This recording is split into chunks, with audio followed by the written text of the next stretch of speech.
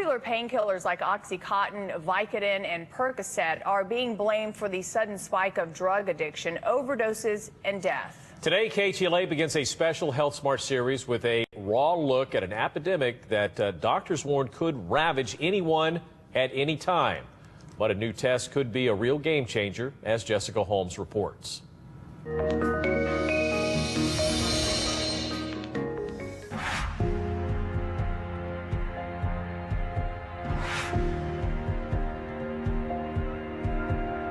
It can happen to anyone. It is happening to anyone. No matter your age or income. Well, unfortunately, I was addicted from the very first time I took pain medication. The Centers for Disease Control and Prevention warns popping just one can detonate a deadly downward spiral. I hurt my back, and a pain doctor prescribed 380 milligram of those to me a day, and 430 Oxycontin a day, and 3 Valium 10 a day. This stuff is given out like candy. You don't find this addiction rate anywhere else in the world. Just do a mouth swab, and it basically determines your genetic makeup, your DNA. Though in Dr. Hooman Melamed's Marina Del Rey office, Just open, just go like that, a little bit there. Do another one, okay. Excellent. the spine surgeon offers patients in pain a breakthrough DNA test before writing scripts. All have different genetic makeup, so you may respond very differently to the Oxycontin than I do or somebody else does. So now there's this genetic markers that tells us who can respond better and how we metabolize the drug, which patient can potentially become an addict.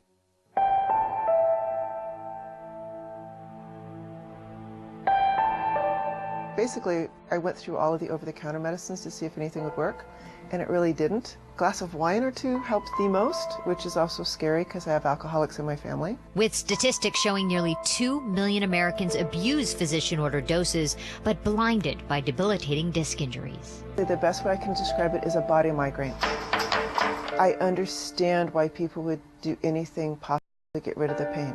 Lifelong dancer Deborah Brockus opted to open wide for the opioid risk analysis swab, since the 54-year-old opposes many MD's one-pill-fixes-all prescription. For example, tramadol. You can have an increased risk of becoming dependent on it. It nailed my pain. I had surgery, pain-free recovery, no side effects, and gone. I didn't have to take a billion drugs. I took what was right for me. The most important thing, every patient should be aware, these narcotics are bad. And they have to be very careful. They need to understand that these are not good things to take long-term.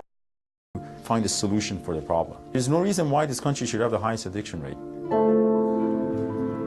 All right, tune in tonight to KTLA 5's news at 10 for the rest of the story. Results, by the way, of the DNA swab test take about a week to get back from the lab. And coming up at 3 p.m., the perilous path of pills leading many to the streets in search of a cheap high of heroin. And experts warn it can't happen to anyone. We will talk to a Orange County star student about her dangerous spiral. That's at 3 o'clock. Yeah. All right, more of your top stories coming up next. We are live from